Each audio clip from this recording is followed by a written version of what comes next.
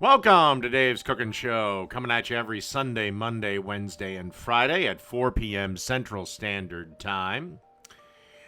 Don't forget to like, share, and subscribe, and click that bell notification when I go live and review other people's cooking videos.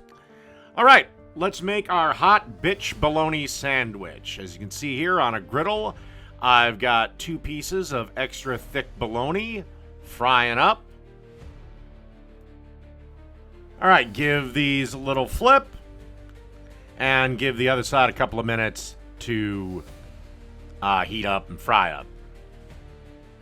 And then once our bologna is sufficiently fried, time to melt a slice of American cheese.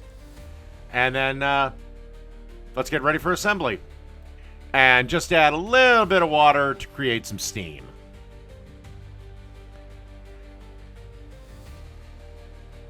And then we're just going to slide our bologna sandwich on this slice of bread here.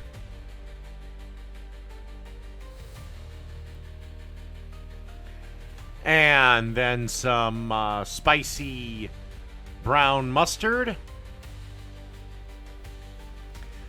I also obviously toasted the bread and added some mayo.